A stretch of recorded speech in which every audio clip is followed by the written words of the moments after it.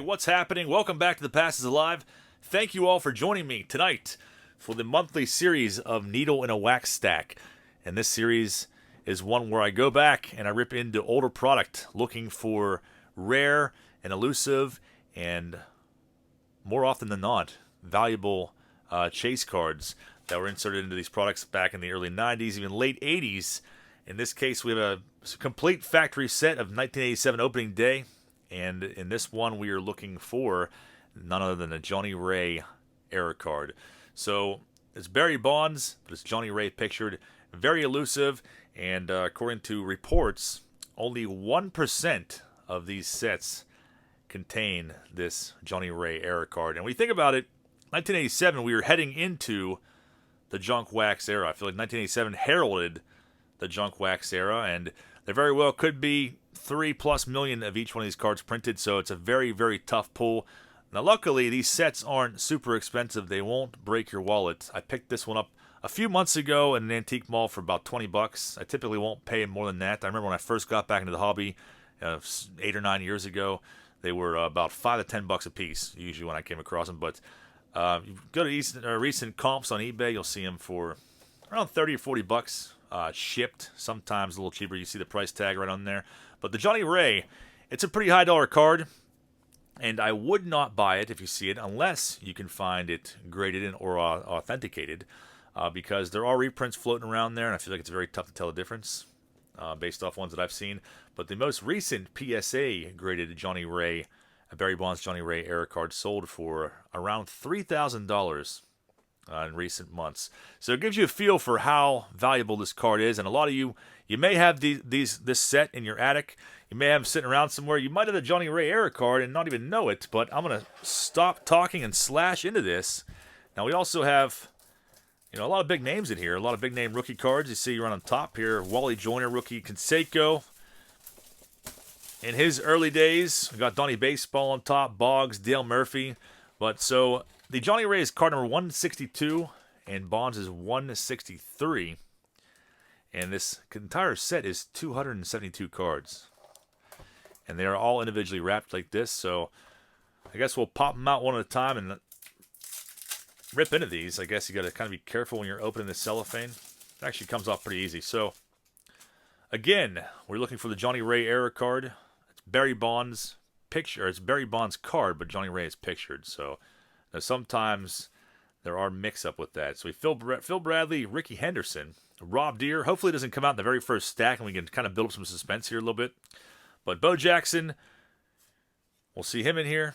Carmel Martinez and his unibrow growing in quite nicely. Vince Coleman, second-year card, Bobby Bonilla, had a rookie in the base set this year. I feel like a lot of people don't really know about this set. So we have different photos in here, a different color border from 87 Donruss. Ken Landreau is definitely an omen here. Vaughn Calderon, Jose Cruz. There's Bo Jackson right off the bat. I guess we might as well make a little stack over here of some of the more prominent quote-unquote rookie cards. Bo Jackson, obviously the rookie in the base set that year. Karkovice, Ryan Sandberg, Gary Pettis, Dave Henderson, Ken Oberkfell. So if I see the Bonds, there's Garvey, who probably more than likely should be in the Hall of Fame. Will Clark, rookie year, is also 87, so we'll put that one in the background. Alvin Davis, looking for Barry Larkin also. Greg Brock, there's Vaughn Hayes, who I hated as a kid. Eddie Murray. Leon Durham. There's Pat Tabler, as we have come to know him. Tat Padler. Kevin Seitzer. Probably would have been a big name back then. Some sort of weird, I don't know if that's on the card or on the photo or what, but some sort of weird trail of light in his crotch. Glenn Davis ends that one. And these cards, I don't think they're in chronological order. It doesn't seem to be. You can go back and look at the backs of them. They're kind of just all over the place. So it's just kind of up in the air where the Johnny Ray and Barry Bonds are at, but they are back-to-back, 162 and 163. First stack down, 4 more to go through. Boggs starting this one off. I'm going to do it in slow-mo almost so we don't ruin the entire video, but hopefully it's in the last stack. Ruben Sierra, that's his rookie year. Well, put him in the background too. One of the prominent rookies of 87. Jack Morris, Tony Gwynn, Templeton, Scumstash, Jim Lindeman, There's Andy Van Slyke. I'm stoked on that one as a kid. Tom Browning, who I believe just recently became an Omen, but Paul L. has not yet declared it. Harold Baines' Kevin Bass, minus those painted on red pants. Strawberry, Dawson, Butch Weiniger, Ken Griffey Sr. It's definitely a cool set if you're a set collector, and it's one that's not going to break your wallet at all. Carney Lansford, Jim Presley, Spike Owen, and feel free to drop me ideas down below for future rips of Needle and a Wax Stack. I've opened 91 score, I've opened 92 score, looking for the DiMaggio autograph and the Mantle autograph. You know, I feel like a lot of people don't realize, you know, back in the early 90s, there were autographs and products. They were just very difficult to pull. There's a George Brett and Phil Garner. Nothing like it is to pull autographs today, where, you know, players would only sign 3,000 or less of their cards. Like Frank Thomas signed cards in the early 90s. Dennis Eckersley did. Clemens. Lots of them. So, very difficult to find those. But most of these boxes you'll see in this series are ones that are very affordable. You can get for, you know, under $30. Sometimes less than 20. Dale Murphy starts his stack off.